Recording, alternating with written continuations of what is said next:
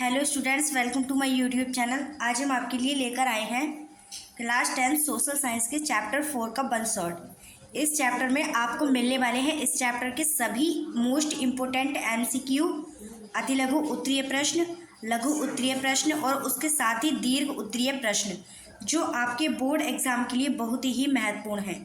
तो अगर आप भी बाय क्लासेज के साथ स्टडी करना चाहते हैं तो चैनल को सब्सक्राइब कर लें और बिना स्किप किए वीडियो को लास्ट तक देखिएगा, क्योंकि आज की क्लास आपके लिए बहुत ही इम्पोर्टेंट और बहुत ही यूजफुल रहने वाली है। तो बिना देर किए शुरू करते हैं आज का धमाकेदार सेशन। सबसे पहला प्रश्न है हमारा, पहली औद्योगिक क्रांति किस देश में आरंभ हुई थी? पहली औद्योगिक क्रांति किस देश में आरंभ हुई थी? फ्रांस में, जर्मनी में, ब्रिटेन में या फिर अमेरिका में? इसका राइट आंसर हो जाएगा सी, ब्रिटेन में। पहली औद्योगिक क्रांति ब्रिटेन में आरंभ हुई थी।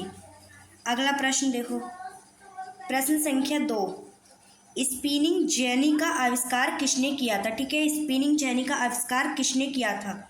James Hargreaves, Richard Arkwright, James बॉड या फिर न्यूकोमैन ने? ठीक है, इसका राइट आंसर हो जाएगा ए, जेम्स हरग्रीव्स। स्पिनिंग जेनी का आविष्कार जेम्स हरग्रीव्स ने किया था। अगला प्रश्न देखो, प्रश्न संख्या 3, भारत में पहली कपड़ा मिल कहाँ और किस वर्ष स्थापित की गई थी? मद्रास में 1850 में, बम्बई में 1854 में, कलकत्ता में 1855 में या फिर अहमदाबाद 1860 में? इसका राइट आंसर हो जाएगा बी, बम्बई में 1854 ईस्वी में हमारे देश में पहली कपड़ा मिल स्थापित की गई थी। अगला प्रश्न देखो, प्रश्न संख्या 4,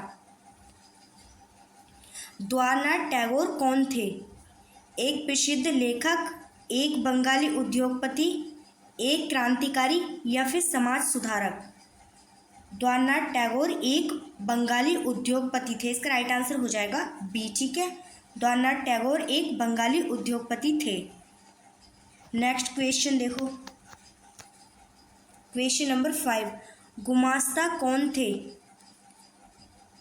ऑप्शन ए कंपनी द्वारा नियुक्त वेतनभोगी पर्यवेक्षक, ऑप्शन बी बुनकर, ऑप्शन सी जमींदार, ऑप्शन डी व्यापारी? इसका राइट आंसर हो जाएगा ए, गुमास्ता कंपनी द्वारा नियुक्त वेतनभोगी पर्यवेक्षक थे। ठीक है, अगला प्रश्न देखो, प्रश्न संख्या 6, इंडिया में पहली जूट मिल किस शहर में स्थापित हुई थी? बम्बई में, कानपुर में, बंगाल कलकत्ता के पास या फिर मद्रास में? इसका राइट आंसर हो जाएगा सी, बंगाल कलकत्ता के पास भारत में पहली जूट मिल स्थापित की गई थी। नेक्स्ट क्वेश्चन है हमारा, स्टीम इंजन, भाप के इंजन का पेटेंट किसने कराया था? ऑप्शन ए है रिचर्ड आर्कराइट, ऑप्शन बी है जेम्स वॉट, ऑप्शन सी है मैथ्यू बोल्टन, ऑप्शन डी है सैमुअल मोट? इसका राइट आंसर हो जाएगा बी, जेम्स बॉट ने। ठीक है, स्टीम इंजन, भाप के इंजन का पेटेंट जेम्स बॉट ने कराया था। अगला प्रश्न, प्रश्न संख्या 8, प्रश्न संख्या 8 है, 19वीं सदी के आखिरी में भारत के किस क्षेत्र में सबसे ज़्यादा सूती मिलें मिली थी? ऑप्शन ए है बम्बई और अहमदाबाद, ऑप्शन बी है पंजाब, ऑप्शन सी है बंगाल, ऑप्शन डी है उत्तर प्रदेश? इसका राइट आंसर हो जाएगा ए, बम्बई और अहमदाबाद में सबसे ज़्यादा सूती मिले थी। ठीक है, बम्बई और अहमदाबाद में। अगला प्रश्न देखो, प्रश्न संख्या 9, जॉबर्स का मुख्य कार्य क्या था? ठीक है, जॉबर्स का मुख्य कार्य क्या था? ऑप्शन ए पुराने कामगारों को निकालना, ऑप्शन बी नए मजदूरों को काम पर रखना और उनकी मदद करना, ऑप्शन सी कर वसूलना, ऑप्शन डी कपड़े बेचना? इसका राइट आंसर हो जाएगा बी, नए मजदूरों को काम पर रखना और उनकी मदद करना। ठीक है, जॉबर्स का मुख्य कार्य था। अगला प्रश्न देखो, प्रश्न संख्या 10, प्रश्न संख्या 10 क्या है हमारा, मैनचेस्टर के कपड़े के भारत में आने से भारतीय बुनकरों पर क्या असर पड़ा? ऑप्शन ए उनका व्यापार बढ़ गया, ऑप्शन बी बाजार नष्ट हो गया और बेरोजगारी बढ़ी, ऑप्शन सी कोई असर नहीं पड़ा, ऑप्शन डी वे अमीर हो गए? ठीक है, तो इसका राइट आंसर हो जाएगा ऑप्शन बी, बाजार नष्ट हो गया और बेरोजगारी बढ़ी। ठीक है, तो ये थे हमारे 10 मोस्ट इम्पोर्टेंट एमसीक्यू। अब चलते हैं 10 मोस्ट इम्पोर्टेंट अति लघु उत्तरीय प्रश्नों पर। सबसे पहला प्रश्न है हमारा, प्रोटो इंडस्ट्रियलाइजेशन, आदि औद्योगिकरण से क्या तात्पर्य है? ठीक है, प्रोटो इंडस्ट्रियलाइजेशन, आदि औद्योगिकरण से क्या तात्पर्य है, क्या समझते हैं? उत्तर देखो, कारखानों की स्थापना से पहले बड़े पैमाने पर औद्योगिक उत्पादन का होना जो अंतर्राष्ट्रीय बाजार के लिए था और मुख्य रूप से गांवों में डिसेंट्रलाइज्ड रूप से चलता था। ठीक है, ये आदि औद्योगिकरण था। नेक्स्ट क्वेश्चन देखो, क्वेश्चन नंबर 2, स्पिनिंग जेनी का क्या कार्य था? ठीक है, स्पिनिंग जेनी का वर्क क्या था? उत्तर देखो, यह एक ऐसी मशीन थी जिससे एक ही पहिया घुमाने वाला मजदूर एक साथ कई तकलियों पर धागे बना सकता था और जिससे सूत उत्पादन की गति जो है वो तेज हो गई। ठीक है, नेक्स्ट क्वेश्चन देखो, question number 3, east India company ने बुनकरों पर नियंत्रण रखने के लिए क्या उपाय किया?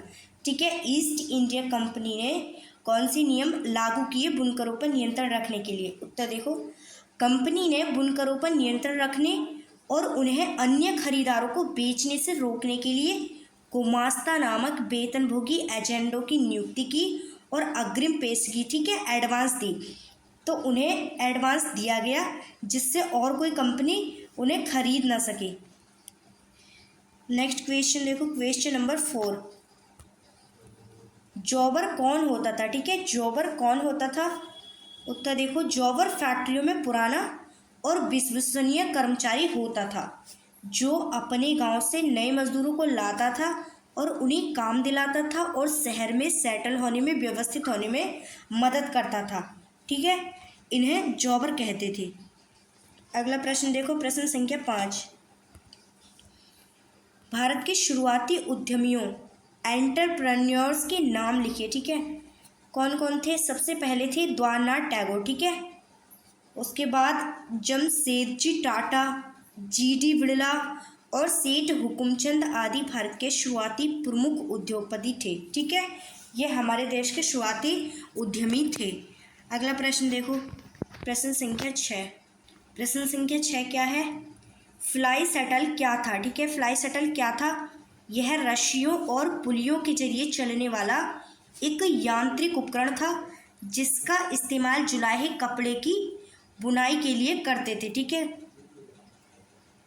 जिससे उत्पादकता बढ़ती थी। ठीक है, अगला प्रश्न देखो, प्रश्न संख्या 7, ब्रिटेन के उद्योगपतियों ने मशीनों की बजाय हाथ के श्रम को क्यों प्राथमिकता दी? ठीक है, उन्होंने मशीन के बजाय हाथ के श्रमिकों को क्यों प्राथमिकता दी? उत्तर देखो, विक्टोरिया कालीन ब्रिटेन में मजदूरों की कोई कमी नहीं थी और हाथ से बने उत्पादों की फिनिशिंग तथा डिज़ाइन बेहतर मानी जाती थी, इसलिए उन्होंने मशीनरी पर पूंजी लगाने से बचा जाता था। ठीक है, इसलिए वे मशीनरी पर पूंजी लगाने से बचते थे,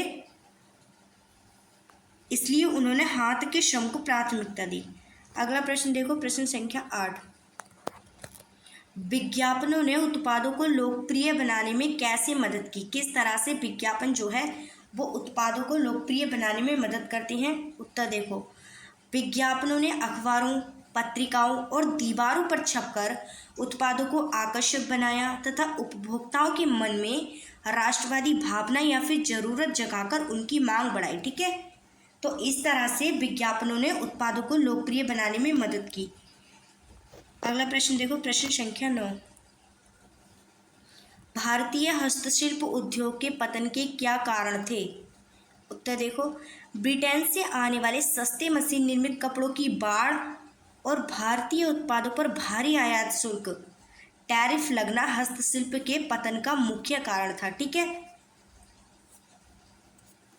अगला प्रश्न देखो, प्रश्न संख्या 10, प्रथम विश्व युद्ध के समय भारतीय उद्योगों को क्यों बढ़ावा मिला? ठीक है, प्रथम विश्व युद्ध के समय भारतीय उद्योगों को बढ़ावा क्यों मिला? उत्तर देखो, युद्ध में ब्रिटिश फैक्ट्रियां सेना की ज़रूरतों को पूरा करने में व्यस्त हो गईं, जिससे भारतीय बाजारों में मैनचेस्टर का माल आना बंद हो गया और स्थानीय उद्योगों को बड़ा बाजार मिल गया। ठीक है, तो ये थे हमारे 10 मोस्ट इम्पोर्टेंट अति लघु उत्तरीय प्रश्न। अब चलते हैं 5 मोस्ट इम्पोर्टेंट लघु उत्तरीय प्रश्नों पर। सबसे पहला प्रश्न है हमारा, पहला प्रश्न क्या है? कारखानों के उदय से पहले आदि औद्योगिकरण के दौर की व्याख्या कीजिए। ठीक है, जब कारखाने नहीं थे तब क्या दौर था उद्योगों का? नंबर 1, कारखानों की स्थापना से पहले अंतर्राष्ट्रीय बाजार के लिए बड़े पैमाने पर वस्तुओं का उत्पादन होता था और यह उत्पादन फैक्ट्रियों में ना होकर गांवों के कारीगरों और किसानों द्वारा घरों से किया जाता था। ठीक है, इस व्यवस्था में सौदागर शहरों से गांवों में आकर किसानों और शिल्पकारों को पैसे यानी पैसे की एडवांस देते थे और किसान परिवार अपनी कृषि आय के पूरक के रूप में इस हस्तशिल्प उत्पादन से जुड़कर अतिरिक्त आय कमाते थे, जिससे उन्हें लाभ होता था। और इस प्रकार वैश्विक व्यापार नेटवर्क और ग्रामीण उत्पादन के इस मेल को आदि औद्योगिकरण का दौर कहा गया। ठीक है, अगला प्रश्न देखो, प्रश्न संख्या 2, ईस्ट इंडिया कंपनी द्वारा भारतीय बुनकरों पर नियंत्रण स्थापित करने के तरीकों का वर्णन कीजिए। ठीक है, किस तरह से ईस्ट इंडिया कंपनी ने भारतीय बुनकरों पर नियंत्रण पाया? उत्तर देखो, ईस्ट इंडिया कंपनी ने भारतीय हथकरघा बाजार पर एकाधिकार स्थापित करने के लिए कई कड़े कदम उठाए। कंपनी ने क्या किया? कंपनी ने पारंपरिक व्यापारियों और दलालों पर नियंत्रण खत्म कर सीधे बुनकरों से संपर्क स्थापित कर लिया और बुनकरों पर नज़र रखने, माल इकट्ठा करने और कपड़ों की गुणवत्ता जांचने के लिए गुमास्ता नामक वेतनभोगी एजेंट रखे गए और बुनकरों को माल बेचने से रोकने के लिए उन्हें वित्तीय सहायता यानी अग्रिम पेशगी दी जाती थी, एडवांस दिया जाता था, जिसके बाद भी अनुबंध से बंध जाते थे। ठीक है, अनुबंध से बंध जाते थे और कर्ज लेने वाले बुनकरों को अपना तैयार कपड़ा गुमास्ता के माध्यम से ही कंपनी को सस्ते दामों पर बेचना पड़ता था। ठीक है, अगला प्रश्न देखो, प्रश्न संख्या 3, 19वीं सदी के यूरोप में उद्योगपतियों द्वारा मशीनों के मुकाबले मजदूरों यानी हाथ के काम को क्यों पसंद किया जाता था? स्पष्ट कीजिए। उत्तर देखो, विक्टोरिया कालीन ब्रिटेन में मशीनें महंगी थीं और उनकी मरम्मत का खर्च तथा जोखिम बहुत अधिक था और उस समय क्या था, ब्रिटेन में मजदूरों की कोई कमी नहीं थी। तो उस समय ब्रिटेन में मजदूरों की कोई कमी नहीं थी, इसलिए बाजार में सस्ते श्रमिक आसानी से उपलब्ध हो जाते थे और कई मौसमी उद्योगों में उत्पादन की मांग घटने बढ़ने के कारण मशीनों की जगह पर श्रमिकों को आसानी से काम पर रखा या हटाया जा सकता था। ठीक है, बाजार में मशीनों से बने एक जैसे एकरस उत्पादों की तुलना में हाथ से बने विशेष डिजाइन वाले उत्पादों की अधिक मांग थी और उच्च वर्ग और कुलीन लोग हाथ से बनी बारीक कारीगरी और सुंदरता वाली वस्तुओं को अधिक पसंद करते थे। ठीक है, अगला प्रश्न देखो, प्रश्न संख्या 4, प्रथम विश्व युद्ध ने भारतीय उद्योगों के विकास को किस प्रकार गति प्रदान की? संक्षेप में लिखिए। ठीक है, प्रथम विश्व युद्ध ने भारतीय उद्योगों के विकास को किस प्रकार गति प्रदान की? संक्षेप में लिखिए। उत्तर देखो, प्रथम विश्व युद्ध के दौरान ब्रिटिश कारखाने यूरोपीय युद्ध की ज़रूरतों यानी सेना के साजो सामान को पूरा करने में व्यस्त हो गए और उस टाइम पर क्या हुआ? उस टाइम पर ब्रिटेन से आयात होने वाले सस्ते कपड़े और अन्य औद्योगिक वस्तुएं आनी बंद हो गई, जिससे भारतीय बाजार खाली हो गया और अचानक मिले इस बड़े घरेलू बाजार का लाभ उठाने के लिए भारत में स्थानीय उद्योगों का तेजी से विस्तार हुआ। भारतीय कारखानों से सेना के लिए जूट के थैले, कपड़े, टेंट और चमड़े के बूट बड़े पैमाने पर बनाए जाने लगे और इस युद्धकालीन स्थिति ने भारतीय उद्योगपतियों को अपनी स्थिति मजबूत करने और नए कारखाने स्थापित करने का सुनहरा अवसर दिया। ठीक है, अगला प्रश्न देखो, प्रश्न संख्या 5, प्रारंभिक भारतीय उद्योगपतियों ने देश के औद्योगिक विकास में किस प्रकार योगदान दिया? उत्तर देखो, 19वीं सदी के शुरुआती दौर में बंगाल के द्वारनाथ टैगोर जैसे व्यापारियों ने चीन के साथ व्यापार में बड़ी पूंजी कमाई और बम्बई और बंगाल में जमशेदजी टाटा और जीडी बिड़ला और सेठ हुकुमचंद जैसे दूरदर्शी उद्यमियों ने बड़े औद्योगिक उद्यम शुरू किए। इन उद्योगपतियों ने मुख्य रूप से सूती वस्त्र मिलों, जूट मिलों, कोयला खनन और इस्पात उद्योगों की स्थापना की नींव रखी। उन्होंने न केवल घरेलू व्यापार में अपनी पकड़ बनाई, बल्कि विदेशी कंपनियों के वर्चस्व को भी कड़ी चुनौती दी, और उनके प्रयासों से भारत में आधुनिक औद्योगिक अर्थव्यवस्था का मार्ग प्रशस्त हुआ और रोजगार के नए साधन विकसित हुए। ठीक है, तो ये थे हमारे 5 मोस्ट इम्पोर्टेंट लघु उत्तरीय प्रश्न। अब चलते हैं 2 मोस्ट इम्पोर्टेंट दीर्घ उत्तरीय प्रश्नों पर। प्रश्न संख्या 1 है, प्रश्न संख्या 1 है, 19वीं शताब्दी के दौरान ब्रिटेन में औद्योगिक विकास के कारण वहाँ के कामगारों के जीवन पर बहुत बुरा प्रभाव पड़ा। इस कथन की व्याख्या कीजिए। 19वीं शताब्दी के दौरान ब्रिटेन में औद्योगिक विकास के कारण वहाँ के कामगारों के जीवन पर बहुत बुरा प्रभाव पड़ा। इस कथन की व्याख्या कीजिए। ठीक है, उत्तर देखो। कारखानों के उदय के कारण शुरुआती दौर में ग्रामीण कारीगरों और पारंपरिक दस्तकारों का रोजगार छिन गया। काम की तलाश में बड़ी संख्या में लोग गांवों से शहरों की तरफ पलायन करने लगे, जिससे शहरी भीड़भाड़ बढ़ गई। कारखानों में काम करने वाले मजदूरों को अमानवीय परिस्थितियों में प्रतिदिन 12 से 16 घंटे तक काम करना पड़ता था, और फैक्ट्रियों का माहौल हमेशा घुटन भरा, खतरनाक और अस्वच्छ था, जहां दुर्घटनाओं का खतरा हमेशा ही बना रहता था। मिल मालिकों द्वारा मजदूरों को बहुत कम मजदूरी दी जाती थी, जिससे उनका जीवन बेहद दयनीय हो गया था। और शहरों में तो मजदूरों के रहने के लिए साफ सुथरे मकान नहीं थे, जिससे झुग्गी झोपड़ियों और गंदी बस्तियों का विस्तार हुआ। बेरोजगारी इतनी अधिक थी कि काम पाने के लिए मजदूरों को कारखानों के दरवाजों पर लंबी कतारों में इंतजार करना पड़ता था। उसके बाद नई मशीनों जैसे स्पिनिंग जेनी के आने से बेरोजगार हुए कामगारों ने गुस्से में आकर मशीनों को तोड़ना शुरू कर दिया, और बाल श्रम का खुलकर शोषण किया जाता था, और कम उम्र के बच्चों से कारखानों में खतरनाक काम कराए जाते थे। तो संक्षेप में औद्योगिक क्रांति का शुरुआती लाभ केवल सिर्फ पूंजीपतियों को ही मिला, जबकि श्रमिक वर्ग भीषण कठिनाइयों और गरीबी में जीवन जीने को विवश हुआ। ठीक है, तो ये था इस प्रश्न का उत्तर। अब देखते हैं अगला प्रश्न, प्रश्न संख्या 2। प्रश्न संख्या 2 है, भारत में औद्योगिकरण के प्रारंभिक दौर, विशेषकर उपनिवेश काल में भारतीय बुनकरों और हस्तशिल्पियों के सामने किस प्रकार के संकट उत्पन्न हुए, विस्तार से समझाइए। उत्तर देखो। औपनिवेशिक शासन के दौरान ब्रिटेन से आने वाले मशीन निर्मित सस्ते कपड़ों ने भारतीय बाजारों को पाट दिया। ब्रिटिश सरकार ने भारतीय आयातों पर भारी आयात शुल्क यानी टैरिफ लगा दिया, जिससे भारतीय कपड़े ब्रिटेन के बाजारों में महंगे हो गए। इसके विपरीत ब्रिटेन के कारखानों में बने कपड़े भारत में बिना किसी कर के बहुत कम कीमत पर बेचे जाने लगे। पारंपरिक भारतीय बुनकरों के हाथ से बने कपड़े इस मशीनी और सस्ते माल के सामने टिक नहीं सके। उसके बाद ईस्ट इंडिया कंपनी ने गुमास्ता व्यवस्था के तहत तो बुनकरों पर कड़े प्रतिबंध लगा दिए, जिससे वे अपनी मर्जी से माल नहीं बेच सकते थे।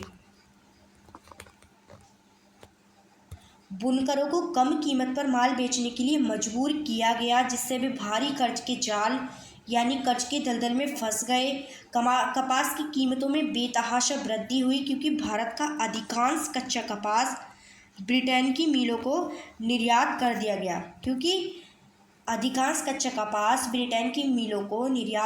जाता था, और स्थानीय बुनकरों को अपने उपयोग के लिए अच्छी गुणवत्ता का कपास मिलना भी कठिन हो गया, जिससे इनका उत्पादन ठप होने लगा। ठीक है, अब रोजी रोटी छिन जाने के कारण पारंपरिक जुलाहे और हस्तशिल्पी मजदूर बनने या फिर खेती की तरफ लौटने के लिए मजबूर हो गए, और इस प्रकार ब्रिटिश आर्थिक नीतियों और औद्योगिकरण ने भारत के समृद्ध हस्तशिल्प उद्योग और बुनकर वर्ग को पूरी तरह से तबाह कर दिया, नष्ट कर दिया।